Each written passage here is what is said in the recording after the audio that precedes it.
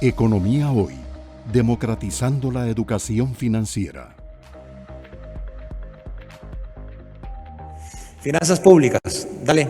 Ok, el problema nuestro es mayor. Hay un presupuesto aprobado de 19.000 millones de dólares, los impuestos alcanzan para 9.000, el tamaño del huequillo fiscal es de 10.000 millones de dólares, 10.000 millones de dólares anuales. Le falta al gobierno central para cubrir su exceso de gastos o su faltante de ingresos.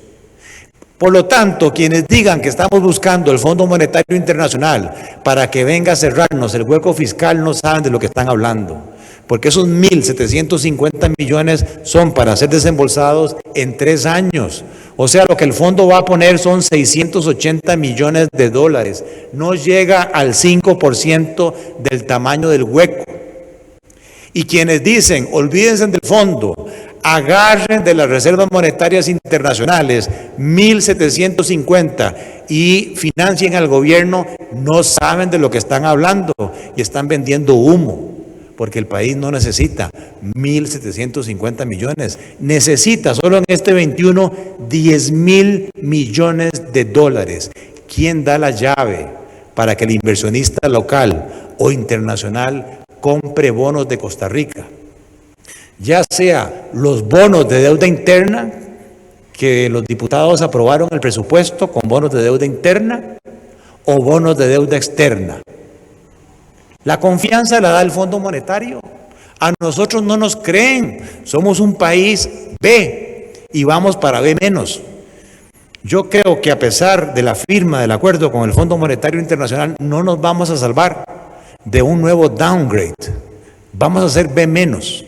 Porque las agencias no creen en nosotros. Fitch estuvo aquí la semana pasada y ellos creen que el país necesita mostrar evidencia concreta de que van a ejecutar. Porque aquí se aprueba una ley y se ponen de acuerdo y sacan entidades de la implementación de las medidas. Y eso no se vale. Y eso lo cobran las agencias bajando el rating. ¿Qué significa eso? Que si en el 21 salimos a captar fondos de eurobonos, la tasa de interés que tenemos que pagar es del 11% para ese perfil de riesgo B-. Si fuéramos Panamá, ¿verdad? La tasa de interés es 2.3 a 40 años. A nosotros, si acaso, nos ponen a 10 años y al 11%. Porque no nos creen. El fondo nos da credibilidad, el fondo nos da garantía, el fondo va a jugar el rol de malo. Porque una vez que la Asamblea apruebe, si es que lo aprueba, el acuerdo con el fondo, ellos van a venir cada 3 meses a validar las medidas y los rendimientos. Y eso no lo hacíamos nosotros en el pasado. Vean, señores, de estos 19.000 millones, el 25% son remuneraciones. Esos son 4.700 millones de dólares, de los cuales pluses son 2.600 millones y salarios bases son 2.200. Quien diga que no hay que ponerle coto al tema de los pluses, orden, no sabe de dónde está parado. Quiere que sigamos tirando la pelota para adelante. No se vale, Costa Rica, no se vale. Ya los pluses son más importantes que los salarios base. No con esto estoy diciendo que todo funcionario público es malo. Yo no digo eso. Yo no digo que hay que castigar a todos los funcionarios públicos, pero sí hay una pequeña élite. Hay una pequeña élite que ha estado recibiendo privilegios. El caso lo puedo decir públicamente porque los números están. En las universidades públicas los pluses son 1.5 veces salarios base. Puede ser que en algunos casos esté justificado. Es un doctor, es un investigador, se justifica. Pero ahí está el estudio de Alberto Trejos. 500 profesores universitarios que en Costa Rica ganan 4 o 5 veces más lo que gana un profesor al año en Harvard o en la Universidad de Oxford. Hay algo que no está bien y eso es lo que hay que corregir. El otro 25% acá son transferencias corrientes, otros 4.500 millones de dólares, de los cuales 2.200 son regímenes de pensiones diferentes al régimen de validez, vejez y muerte de la Caja con cargo al presupuesto nacional. Y no hay en el acuerdo con el fondo que yo conozca un proyecto de ley que consolide esos regímenes y que nos trate a todos por igual. ¿Qué tengo yo de diferente a un magistrado? ¿Qué tengo yo de diferente a un profesor universitario? ¿Por qué mi pensión es con un tope de 1.600.000 colones y aquí hay pensiones sin tope. ¿Por qué mi pensión es un promedio de los últimos 300 meses y en otros casos es prácticamente el mismo salario? ¿Por qué yo me pensiono a los 65 años y hay un magistrado que fue alumno mío que se pensionó a los 51? No pasó economía, pero se graduó en derecho. ¿Dónde está la diferencia? Ese es el tipo de cosas que como país tenemos que cuestionar. Claro, van a pegar el brinco. Y un montón de gente va a decir, no, es que aquí nos están maltratando, nos están castigando, pero es evidente. 1.000 millones de dólares que se van al FES, Fondo de Educación Superior. Yo estoy de acuerdo con la educación, lo dije, estoy de acuerdo con la educación. Aquí el tema es la eficacia y la eficiencia de esa educación. ¿Dónde se está quedando el FES? ¿Le está llegando al estudiante escasos recursos? Las universidades cobran. Bien, yo tengo 3 hijos en la Universidad de Costa Rica.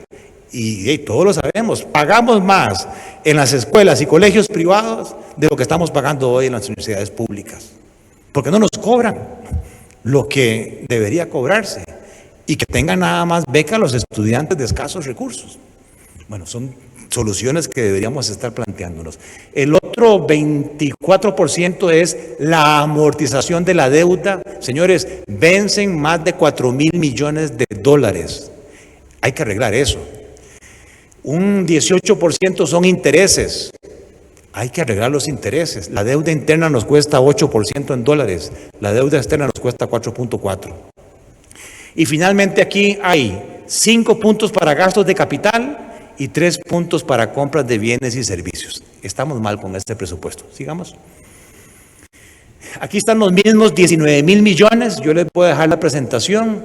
Tienen que, en los servicios sociales se van 8.000 millones de dólares, 13 puntos del PIB, 7 puntos en educación. Tienen cuánto se va a primaria, cuánto se va a secundaria, cuánto a universidad, cuánto a otro tipo de enseñanza. Aquí están las pensiones, 2.200 millones de dólares con cargo al presupuesto, 3.6 del PIB, más alto que el déficit primario que queremos resolver. Yo toqué este tema en la mesa de diálogo y cuando empecé a hablar me dijeron, cállate. ¿Cómo que me calle? Cállate, que ya se lo tenemos resuelto. No puedo hablar más. ¿Okay? Servicios públicos generales, ¿verdad? Ahí tienen servicios de justicia, policiales, centros de reclusión, pero vean esta línea, servicios públicos, pago de intereses, casi 6 puntos del PIB en el presupuesto del 2021. Y servicios económicos, y el cuarto, amortizaciones, aquí tienen 7 puntos del PIB. 31,5% del Producto Interno Bruto en nuestro presupuesto, con una carga tributaria de 14 puntos. No hay forma, solo con la tarjeta de crédito. Dale.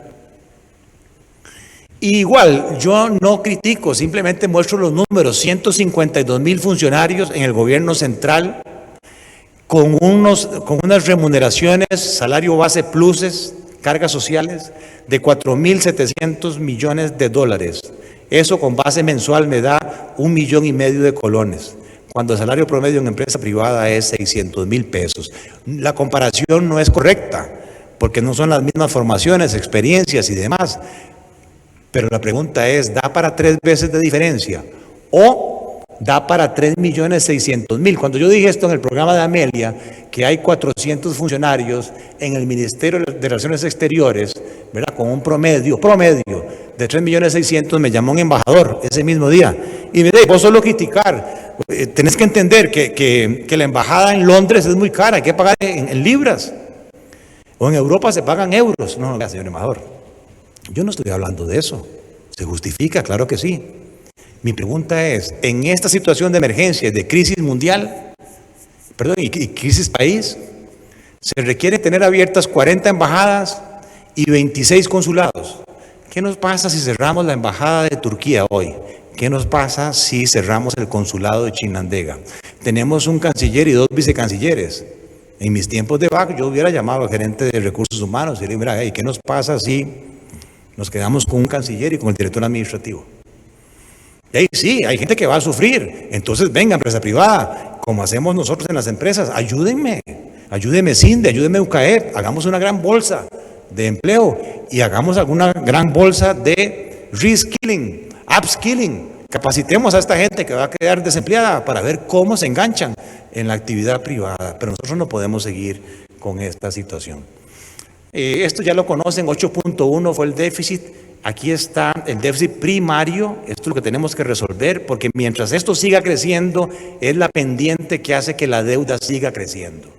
Porque yo tengo que endeudarme para pagar intereses, pero también tengo que endeudarme para cubrir un exceso de gasto que los ingresos corrientes no lograron cubrir. Y estamos metidos entonces en un círculo vicioso, digamos. Y vean los intereses. Es impresionante cómo esta curva tiene pendiente exponencial, cómo los intereses van subiendo. Aquí hay gente que está haciendo clavos de oro con los intereses, casi 5 puntos del Producto Interno Bruto. Sigamos. ¿Cómo financió entonces el gobierno un déficit de 8.1, amortizaciones de 4.8? Sus necesidades financieras el año 20 fueron de 12.9 del PIB. Tuvieron que ir al mercado interno más que el año 19. El mercado interno se portó muy noble, se logró captar 10 puntos del PIB y a nivel de crédito externo, deuda externa, solo se logró 2.7, porque no había una ruta clara con el Fondo Monetario. Y aquí está la deuda, 67,5 del PIB, ¿verdad? 51,5 deuda interna, 16% deuda externa. ¿Dale? Esto es respecto al PIB 2007, 2019 y 2020. El último superávit fiscal que tuvimos, 0.6, y estamos heredándole a nuestros sucesores un déficit de 8.3. Nuestros hijos nos van a preguntar, ¿cómo fue que convertiste un país superavitario de 0.6 a un país deficitario? ¿Cómo me entregaste un país deficitario de 8.3? ¿Cómo fue que causaste un exceso de 8.9? ¿Por el COVID? No. Del 2007 al 2019, antes del COVID, hay un aumento del déficit de 7,5 puntos. Sí, una parte de evasión, elusión, menos impuestos, pero es medio punto del PIB. 7 puntos de más en gastos, de los cuales 1.66 es remuneraciones, 3.34 son transferencias, 1.14 son intereses. No hay que ser graduado en economía para decir, si yo tengo que resolver este crecimiento de 7,5 puntos, resolver remuneraciones, resolver transferencias, resolver intereses y resolver evasión, sobre todo en aduanas, 1.11 menos de recaudación tributaria en aduanas. Ya pusieron los escáneres o ya se hicieron obsoletos los escáneres chinos. Y en el tema del COVID, sí, el COVID nos vino a acentuar, le agregó 1.39 al déficit, de los cuales un punto porcentual fue menos recaudación tributaria en renta, porque no hay utilidades, pero vean que el IVA, la reforma del año 2018 sí sirvió. Quienes dicen que la reforma fiscal de fortalecimiento no sirvió, claro, 0.31 de más en el IVA por servicios. Y vean que el anuncio que hace el gobierno, que contuvimos el gasto, ojo, si yo abro esto, las remuneraciones crecieron, las compras crecieron, las transferencias crecieron. ¿Dónde metieron tijera? Donde no hay que meterla, los gastos de infraestructura. Esto es lo que hay que cuidar y esto es lo que hay que recortar. Entonces mal, ahí hay mal.